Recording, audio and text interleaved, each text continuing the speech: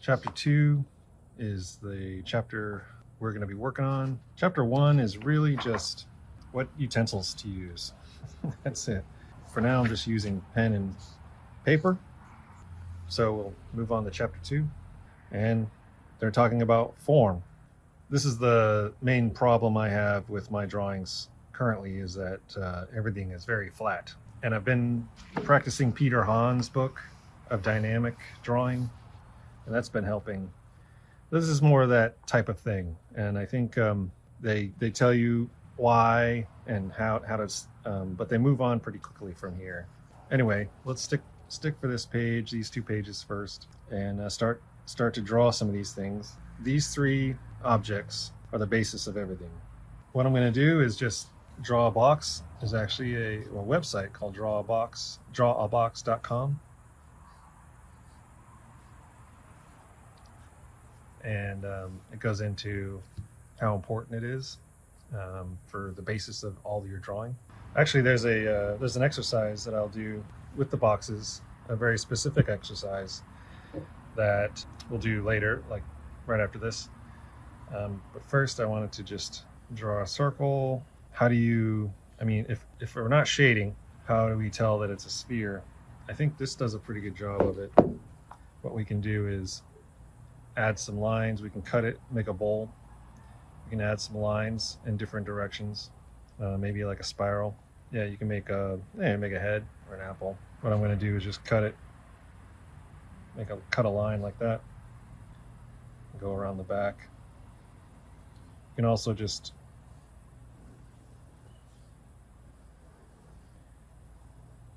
sort of just draw lines all the way around.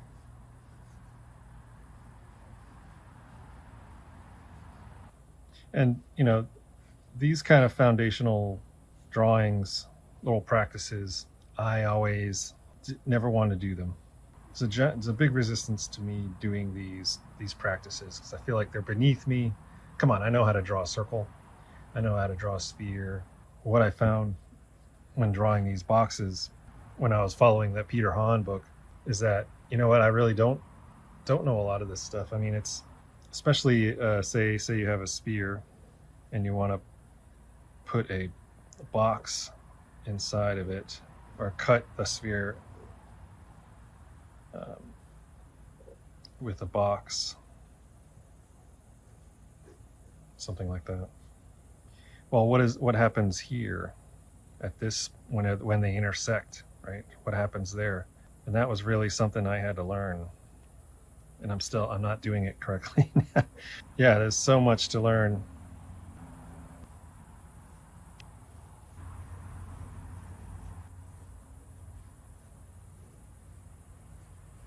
All right, well, let me show you what I learned from how to draw boxes. Just kind of make a table. This row you want to be just straight on, going down. This one, you want it to be turned a little bit. This one's going to be turned like that. And these are terrible boxes, by the way. And then the other one is going to be like this, but opposite, more like that angle. So more of this surface is showing, and more of this surface is showing, and this one's right down the middle, going down like this. Now here's the trick. On this side, you say, okay, the camera, or the eye line or the horizon line, the camera line is going to be directly in the middle. This one is going to be up above it a little bit, and then keep going a little bit more above, and then way above. So the first one, of course, is just straight on. No angles, camera's straight at it, it's just a square. But I like to show what the inside is. And then this one, so the eye line is still straight on, and then a little bit of angle. Again, the eye line straight on.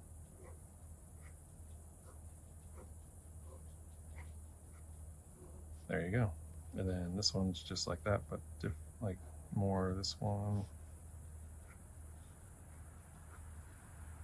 There. And you keep doing this as you go. So this one, we're going to show a little bit of the top. And same here, you want to show a little bit of the top. And every time I do this, I learn something. Every time I do this, I learn something. And it's such a frustrating thing that it seems simple.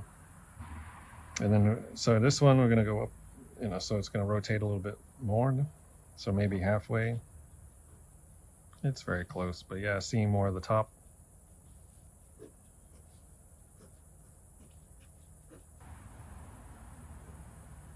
And then almost all the way.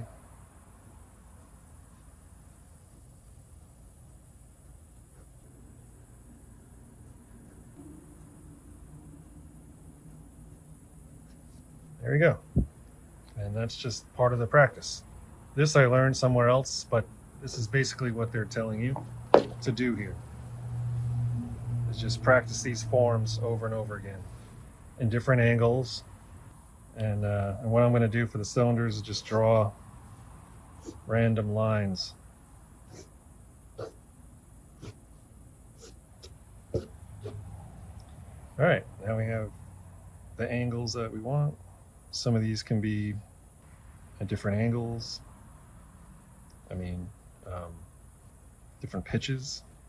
You can make a really skinny or big fat bottom like this and like a kind of a skinny bottom, and then we can match. Yeah. What's good about this exercise too, these exercises, is that you don't have to think about it. Gets you out of your rut if you kind of have a little bit of an art block. Well, that's not right, is it? It gets you moving.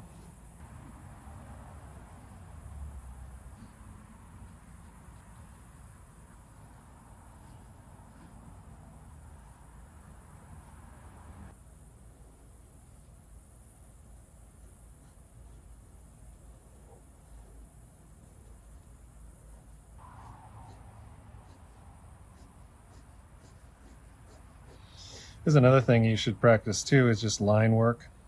Just getting comfortable making a straight line.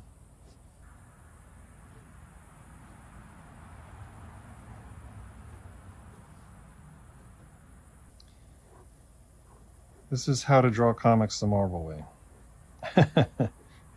It's not very, if you make this a practice, sort of, I don't know, 10, 20 minutes, drawing all your basic shapes, just making a page full of basic shapes every day, or every other day or something like that. I mean, in the middle of all your other, if you're being able to draw, for being able to draw in your life, like have a regular space and practice to draw.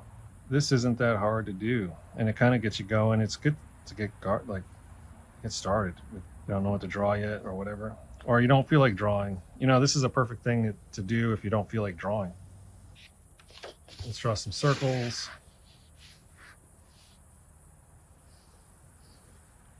Let's do that bowl, the little rice bowl.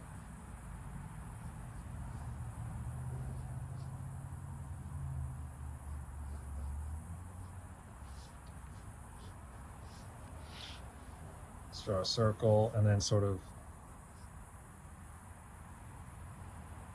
make an apple out of it. Funny looking apple.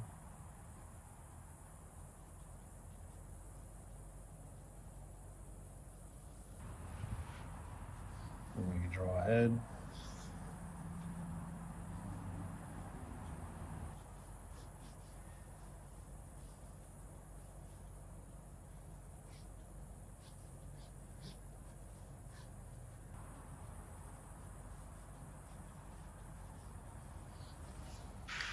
And then they have an umbrella. So if you draw a circle like this,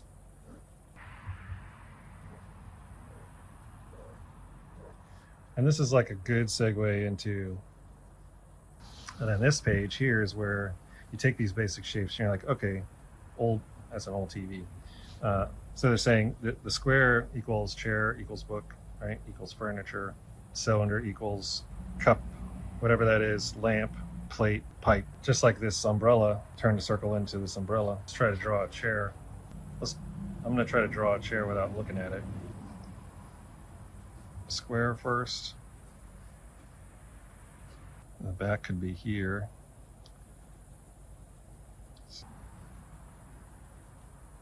There we go. But yeah, just make a square, start, and then find your chair. And then this could have like edges to it.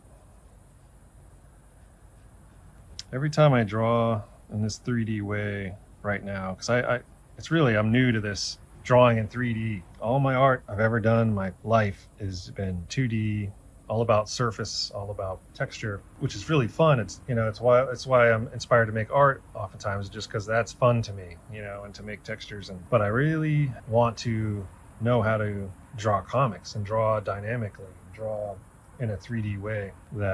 And I didn't know that this is what was required. And now I understand, because every time I draw something like this, I learn something. It gives you the basis of like where that chair lives. As soon as I made this, and then I made that seat part, I was like, okay, I got it. I'm good. The back was there, and then I was like, okay, what else do I do here? And then I made the seat, and then boom, there's the chair. I was like, oh, okay, cool. Now I can make a chair that's like of a different style. I can add a bunch of stuff to the ornate. I can make like an ornate chair. And why is the seat here? Like, why am I so confident about that? Well, it's in between this and this, right? It's like, that's about where that line would sit in between this and this, and that angle makes sense to me. Same with this one. Kind of sits in between these two lines. Let's add little stuff to this. Funky little legs. I can curve this if I really wanted to be something weird. There you go. See, once I found it, you can just add weirdness to it if you want to. Not that I like this too much, but just to prove a point that you can do the different stuff. Same with books. Say you wanted to make a bunch of different, like a pile of books. Like let's just pile on the books here. It forces you to be in the sort of correct perspective when you do a pile of blocks or a pile of books or something like this. See, now I'm looking down. The angle just gets more steep. All right, let's draw one of these cylinder. Draw a cup. Simple enough. Draw a little water inside. Let's pretend like the cup's kind of thick. Let's draw a lamp.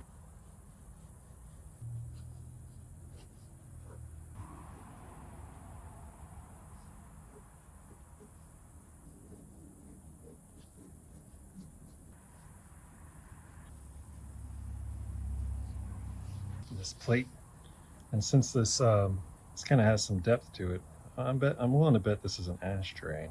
When I was a kid, ashtrays had these little, when I was a kid, there were actually ashtrays around, and they had this little thing here like that, put your cigarette on, and then a pipe.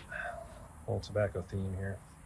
This is like a very old-fashioned pipe. It's like a corn pipe or something. Here's something I have a hard time with, adding two shapes together. This is two cylinders, but nonetheless, I'm not quite sure what's going on here. It just requires me to do it over and over again and try to get it right.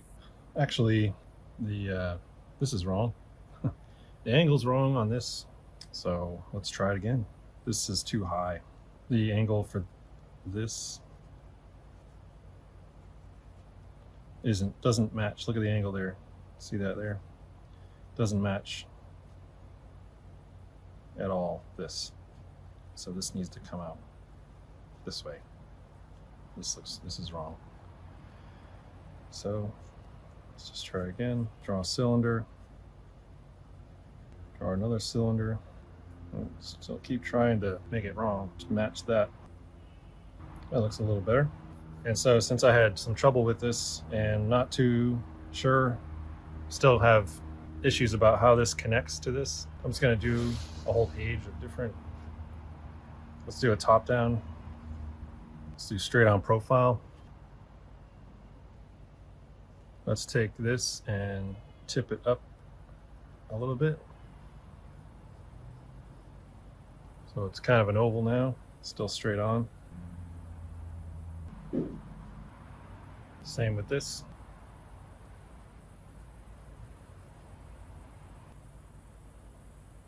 This doesn't really change, I don't think. This does, though. Almost looks the same. So that gives me a pretty good sense of how that would work. You could do that with any of these, but the lamp particularly would be interesting to do different angles, and the TV would be interesting to do different angles, or the umbrella. You know, you could just try these things. Yeah, it's just repetitive practice. Maybe do 30 minutes a day at this point when you're learning from this book. So as I turn the page, this is so let's focus on the gun. So this is a series of cylinders here, a lot of cylinders, and then there's like a cube here. And I would add that this whole thing's in a cube, and that's what I'll do. I'm gonna try not to use this as a reference. I'm gonna try to just kind of snapshot my brain, try to use the simple shapes that we just learned to do it. So I'm gonna add, just gonna make a box. And this gets into perspective too, but this book chose not to go into perspective first, and chose just to jump into basic shapes, which I understand. But and it's hard to sort of separate these things. But anyway, this box will contain the whole gun, and what it does is it forces me to. So when I make the box for the handle, it forces see that. And the handle is going to be way too thick, actually. I will go with it. You know what? We'll just cut that right in half. Cut that like that. Cut that there. It's probably still too wide.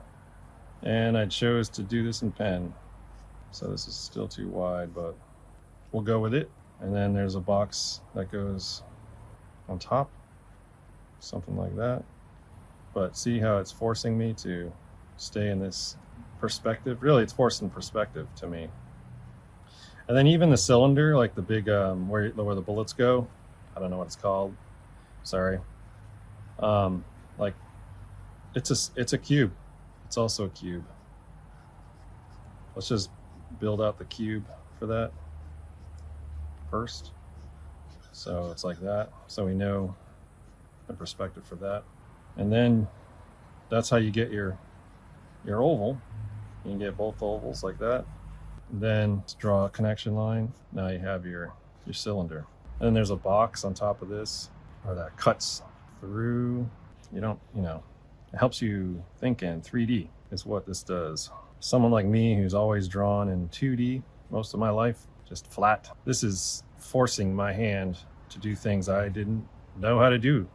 I have never done. So this whole structure, and then we have this other, let's draw another cube to do the barrel of the gun. And I'm off a little bit comparing to this. That's why I like to draw a box around the whole thing I'm drawing. See, I was gonna draw a cylinder here, but it looked wrong. So I was like, let me just draw that box. Just draw that box, and then you'll find where the cylinder needs to go. So there it is. There's your cylinder here, and then another box. I mean, it's all boxes. It's just turtles all the way down. just keep drawing boxes.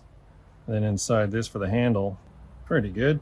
And then cut out of this, and this would have been a lot better. I should have done a pencil, but you cut into here the little divots, and then ovals for the bullet sections. So what I learned from this is, don't guess any perspective, don't guess the angles, just draw boxes, and then you'll get your ovals correct and in the right spot.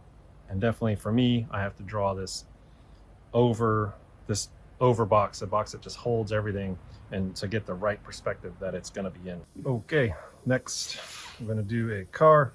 Same thing here.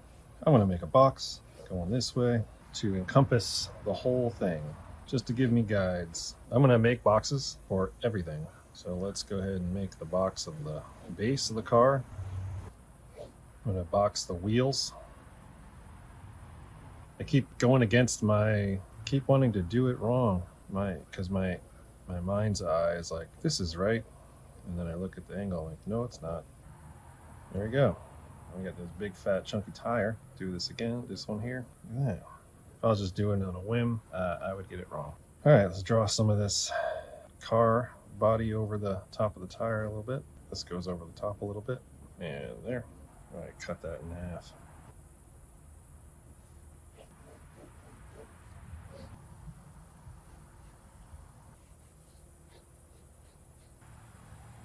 This car is looking jacked. Not looking good. Well, it's my first time drawing it, so. There we go. That looks a little better here. I guess I had to cover up this tire. The tire doesn't matter too much. And this angle, this looks like a car that I grew up in. Some kind of car that I had.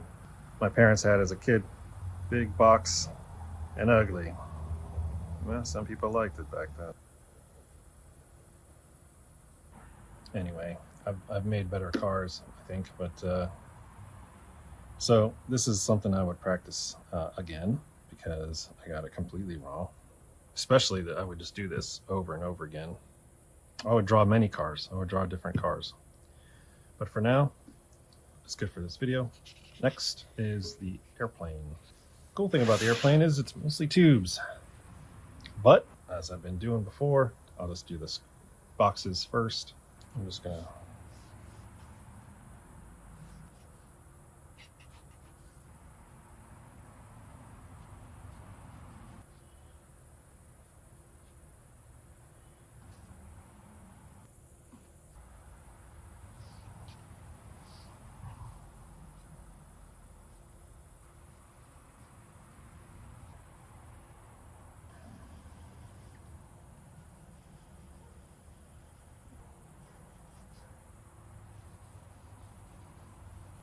as a fat plane.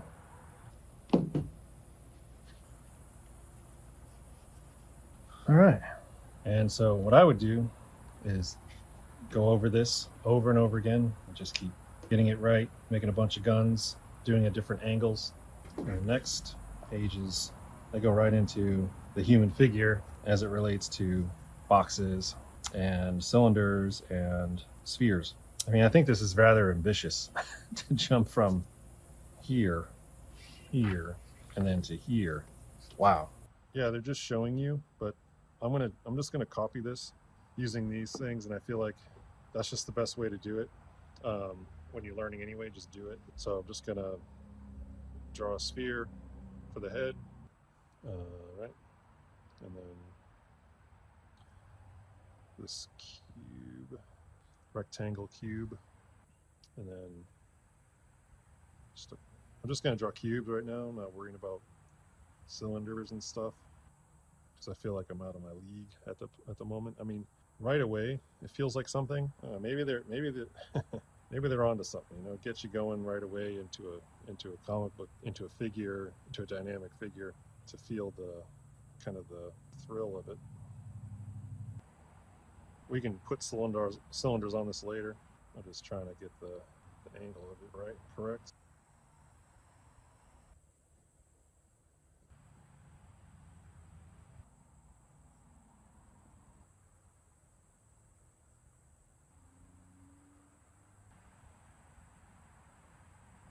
Okay. So now we can get these cylinders. All right, that's kind of fun. I can see why they get you into it pretty quickly. Cool. Also, I want to do another one, but I'm not going to follow or just copy. I'm not just going to copy the book here. I'm going to wireframe my own, just like a standing position. So I have squares. I find that if you just quickly draw triangles for the limbs over and over again, thick to thin, thick to thin, it gets you somewhere pretty quick. So we'll go ahead and box this off. This is like one point perspective in some of this stuff. I'm just going to go straight into the cylinder here.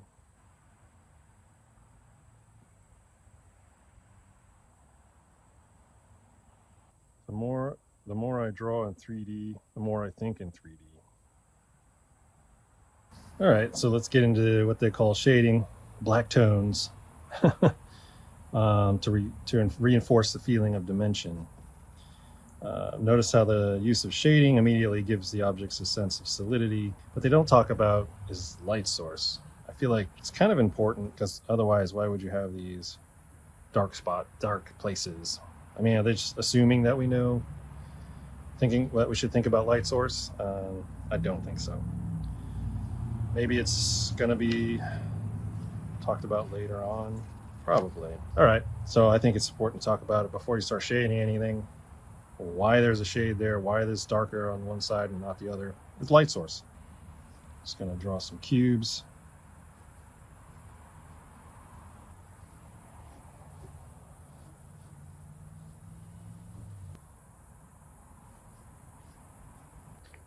All right, so let's talk about light source. What I like to do is just draw just like a little, just pretend that's the light source, right? Let's just draw a little beam, like something's coming out of a flashlight kind of thing. So the light is coming out of this. I'm going to put the light right on top of this, pointing directly at it, but you can't see the butt end of the handle of the flashlight. Let's put this one underneath here, like this, pointing up. I'll put little arrows to make it.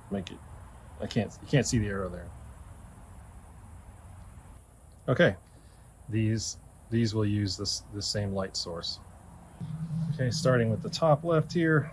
So this light source is pointing at this angle right here, so it's going to be light, and then starts to get a little dark over here. It's still kind of light because the light source is, let's say it's pretty bright.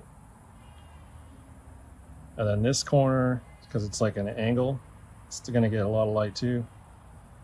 So we'll make this bright.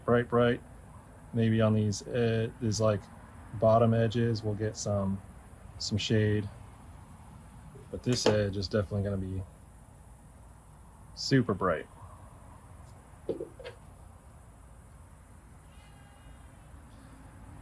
On here, on this side, however, because the light's shining there, it's going to be super dark. There we go. And we could probably even go a little darker on this little edge here and a little bit over here. And then even, you know where the shadow is going to be. Shadow's going to be over here somewhere. Like this. Something like that. This is what I mean by saying, how can you draw a shadow if you don't know the light source? On this one, this direction, this is coming from here. So think about the sphere. It's a sphere, right? So this is going to be very bright. And then it starts to get dark. It's going to be like pretty dark around the edge here. And you can just keep getting darker. The further away you are, the darker it's going to get. And you can just make a nice gradient.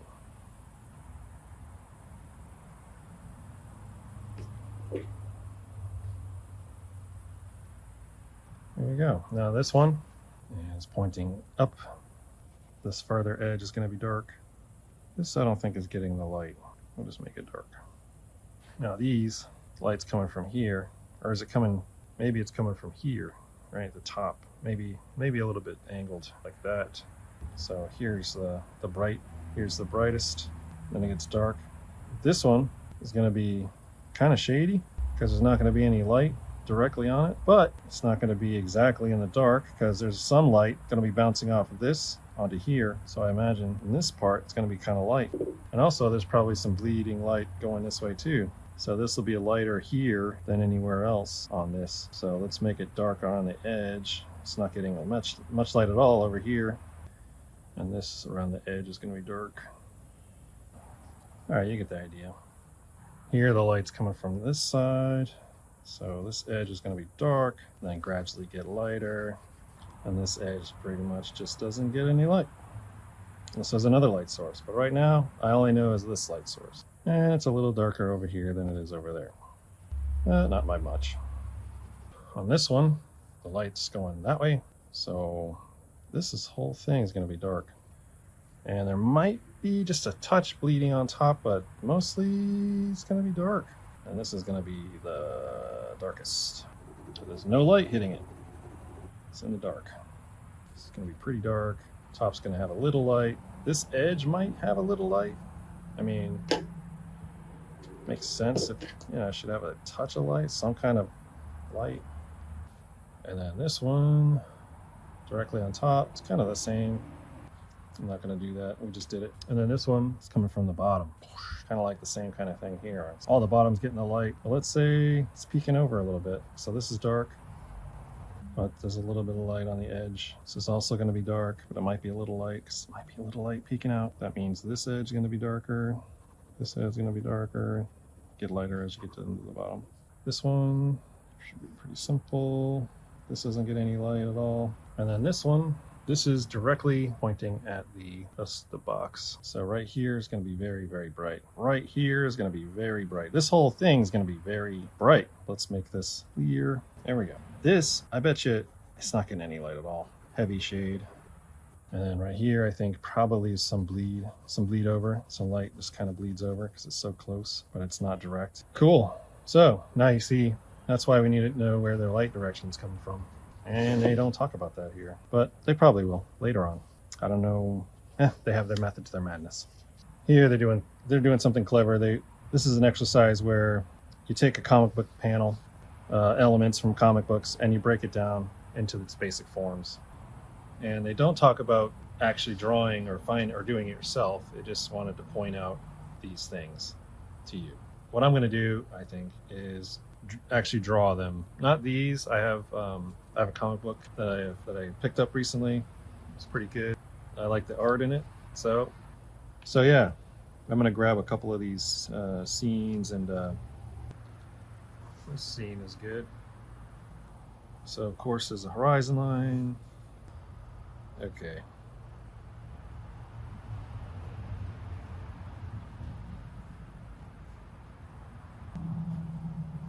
So here's some cars, and I'll put it on the screen what I'm looking at here. There's people or zombies or something. I don't know what they are, creatures. Another set of cars. Again, I'm just trying to find the box structure that is being used. There's a car right behind that one. Then there's like buildings. These buildings are just boxes, squares. I mean, the whole thing is just a box. There we go. That's what I wanted to capture there. Then the next one, this panel and this panel. So we got a circle for the head. And he's got probably this tilted this way. It's hard to tell with clothes and stuff. I'm just going to guess. And it goes down like this. His hands are boxes, and you have cylinders. The proportions are off. I'll probably make this head bigger. And of course the fingers are tubes, cylinders, and his neck is a tube. He's got a rather square draw. I can't see his arm here, but I'm just gonna guess. All right, and then on to the next one on top there. This countertop. It's a rectangle, cube. Goes off into the distance. You have a cube sitting here on top of the countertop.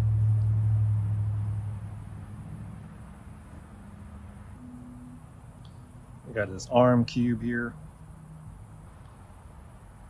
Cylinder for this forearm that you can barely see because of foreshortening.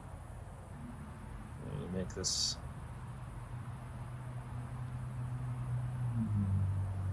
chest area. There's his back there, side, his ribs. Even though I can't see them because of his jacket, kind of just guessing at it. And his sphere, cylinder neck. And then she's got a sphere for her head.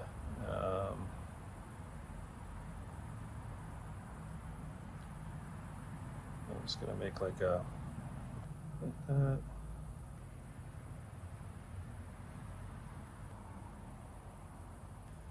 Hard to tell the angles. This is a pretty good exercise because you can't really, makes you think about perspective. And then our arms are cylinders, and then it changes direction. It goes that way. This is like a box or fist. And then there we go. The carafe here is a cylinder, of course. Here's a sneaky little head in the scene.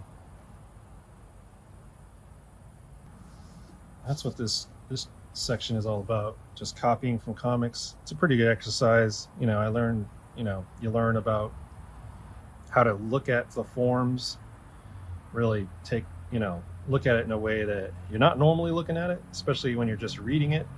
You're just kind of involved in the story. But it sort of makes you dissect this stuff and learn it in a different light, in a different way.